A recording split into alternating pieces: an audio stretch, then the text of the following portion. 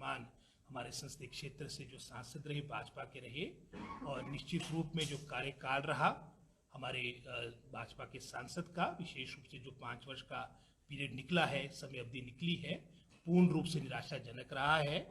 चाहे उसमें MP lead की डिस्ट्रीब्यूशन की बात हो, आपके उदाहरण के तौर पे आपने देखा होगा पिछले चुनाव 2019 में सर्वाधिक जो लीड हमारे भाजपा के प्रत्याशी को मिली थी, वो नालागढ़ विधानसभा क्षेत्र से लगभग 41,000 वोटों की लीड भाजपा प्रत्याशी के पक्ष में थी। और उसी प्रबुद्ध क्षेत्र नालागढ़ में लगभग 46 पंचायतें, 46 पंचायत है, और उन 46 पंचायत में भी 27 ऐसी पंचायतें जहां पर एक भी रुपया आपका MP लेड के माध्यम से 5 वर्ष में उन्होंने बंटित नहीं किया। और यही पूरी दशा, चाहे वो सिरमौर की बात हो, चाहे जिला शिमला की बात हो, मैं समझता हूँ बहुत ही अनइवन तरीके से पैसे का बंटन किया गया, और जहाँ दिया भी गया मात्र अपने कार्यकर्ताओं को दिया गया। और जो हमारे मुद्दे थे विशेषकर आपके शिमला संसदीय क्षेत्र के, चाहे उसमें सिरमौर की बात करें, चाहे हम सोलन जिला की बात करें, शिमला जिला की बात करें, जो पब्लिक अनाउंसमेंट्स हमारे भाजपा के नेताओं की रही, चाहे उसमें मोदी जी की बात आती है, चाहे उनके अन्य शीर्ष नेताओं की बात आती है, कहीं पर भी मैं समझता हूँ हमारा पक्ष लोकसभा में रखने में असमर्थ रहे। और ये तो दूर की बात रही, साथ ही साथ दर्शन भी नदारद रहे, दुर्लभ रहे।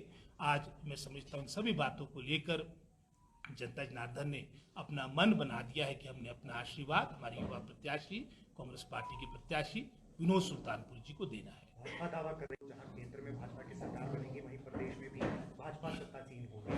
भाजपा के दावे में 2021 से सुन रहा हूं, जब 2021 में आपको याद होगा, 2021 में हिमाचल प्रदेश में 4 जगह आपके बाई इलेक्शन थे, जिसमें जुबल कोटखाई भी था, आपका अर्की विधानसभा क्षेत्र भी था, फतेहपुर भी था, और जयराम जी जहां समस्त आपकी मंडी जिला में सरकार थी, उनके अपने गृह जिला में भी आपके संसदीय क्षेत्र में आपके पार्लियामेंट का इलेक्शन था। और परिणाम क्या हुआ, उस वक्त भी बड़े बड़े दावे थे। 4-0 के साथ हिमाचल प्रदेश की प्रबुद्ध जनता जनार्दन ने कांग्रेस पार्टी को अपना आशीर्वाद दिया।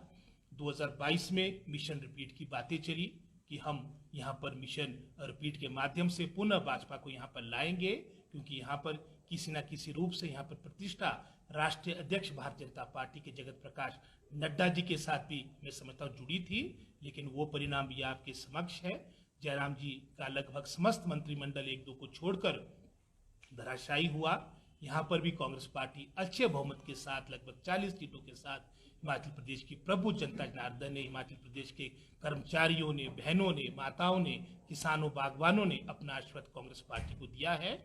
और उसके उपरांत 2023 में आपका शिमला, जिसे मिनी हिमाचल भी कहा जाता है, यहाँ पर भी भाजपा के लोग बड़े बड़े दावे कर रहे थे, क्योंकि शिमला ऐसी जगह जहाँ पर हमारे हिमाचल प्रदेश के 12 जिला के लोग रहते हैं।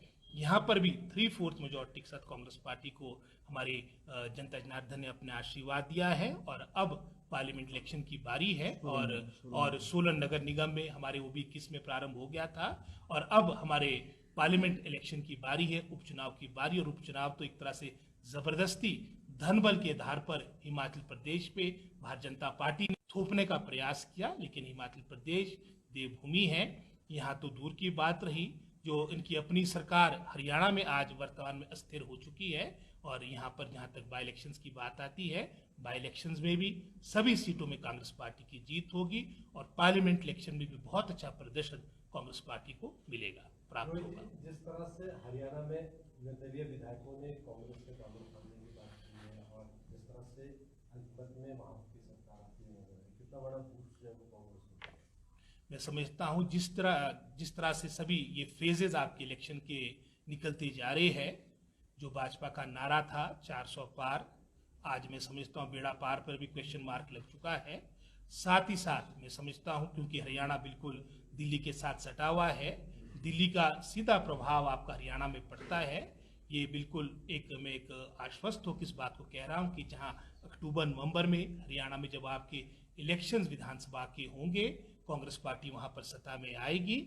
साथ ही साथ पार्लियामेंट इलेक्शन जो अब चल रही है, और लगभग 3 चरण हो चुके हैं, और 3 चरण में भी लगभग वही 300 के आसपास सीटों पर वोटिंग हो चुकी है। चौथा चरण शायद 15 तारीख के आसपास है, और जो मुख्यतः एक तरह से 50% से ऊपर वोटिंग हो चुकी है, और निश्चित रूप से इसमें बहुत बड़ा नुकसान क्षति भारतीय जनता पार्टी की हो चुकी है। और मुझे नहीं लगता कि जो अंतिम के जो 3-4 चरण शेष रहे इसकी पूर्ति हो पाएगी।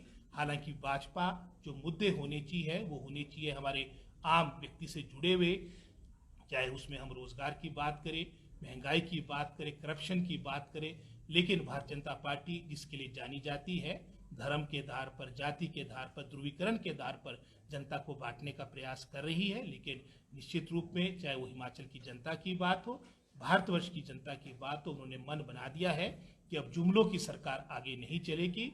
और निश्चित रूप में जब 4 तारीख का, जैसे अब 4 तारीख के परिणाम की बात आएगी, जिस तरह से भाजपा को 2004 में भी बहुत बड़ा झटका लगा था, इस बार उसे और मैं समझता हूँ तगड़ा झटका आपको 4 तारीख को लगेगा।